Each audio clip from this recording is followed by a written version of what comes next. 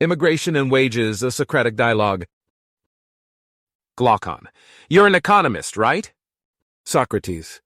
Yes, I was recently promoted from philosopher to philosopher-economist. Glaucon. You agree, then, that increasing supply reduces prices? Socrates. All else equal, yes. Glaucon. Well, I've heard some economists claim that immigration might actually increase native wages. Socrates. You've heard correctly. Glaucon.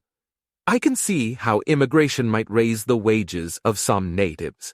If the immigrants need housing, for example, native construction workers might benefit from the increase in demand. But immigration couldn't increase native wages in general. Socrates. Why not? Glaucon. Standard labor economics says that labor demand depends entirely on workers' marginal productivity. Socrates. Indeed. Glaucon.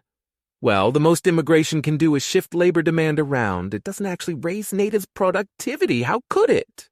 Socrates. Perhaps immigration encourages natives to specialize in jobs where they are especially productive and subcontract their other jobs to the new arrivals. Glaucon. Huh? How can you equate specialization in trade with raising productivity? Sophistry! Socrates. Perhaps. Would you mind helping me to clarify my thinking, dear Glaucon? Glaucon. Well, I guess I've got nothing better to do. Socrates. Very well, then. Suppose a man finds a tool. Would you call it sophistry to say that this tool raises the man's productivity? Glaucon. No, what could be clearer? Socrates. What if someone claimed that it was the tool, not the man, who was more productive than before? Glaucon. He's splitting hairs. Men with tools produce more stuff than men without tools. Therefore, tools make men more productive. Socrates. I see. What would you say then if a man domesticated an animal? Would you call it sophistry to say that the animal raises the man's productivity? Glaucon. No. Economically speaking, an animal is merely a living tool. Socrates. What if the man had to entice the animal to work with treats? Would that change anything? Glaucon. Not a thing. Economically speaking, giving an animal treats to make it work harder is no different than polishing a tool to make it sharper. Socrates. Very well. Now, I ask you, what if the animal is a man from another land? Glaucon. What? Socrates. I repeat, what if the animal is a man from another? Glaucon. How can you compare the two? Socrates. How can you dispute the comparison? You admit that a tool raises workers' productivity. You admit that an animal is a tool. Do you deny that humans are animals or that immigrants are human? Glaucon. You're being ridiculous. Animals are useful tools because they are better than humans at certain tasks. Low-skilled immigrants are worse than natives at everything. Socrates. Everything seems too strong, but suppose you're right. Natives are more productive than immigrants at everything. Does this preclude mutually profitable trade between natives and immigrants? Glaucon. You're reminding me of an international trade class. Socrates. Indeed. In your trade class, you almost certainly learned about the law of comparative advantage. Mutually beneficial trade is possible even if one country has an absolute advantage in everything. Glaucon. I see where you're headed. You're going to say that free trade is mutually beneficial and immigration is just free trade and labor, so immigration is mutually beneficial. You know what? I'm just going to deny the premise. Free trade doesn't benefit natives' workers. Socrates, please go on. Glaucon. I'd be delighted. I'm just generalizing my original argument. Wages depend on productivity, and trade doesn't magically make native workers more productive. Socrates. Strangely, Glaucon, I believe in the magic you deny. Glaucon. Guffaw. Socrates.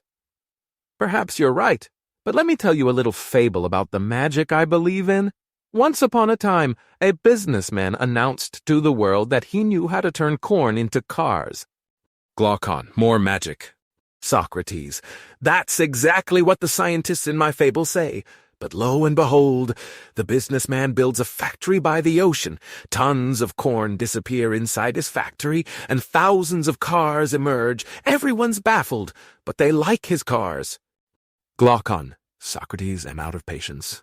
Socrates. Fear not, I'm nearly finished.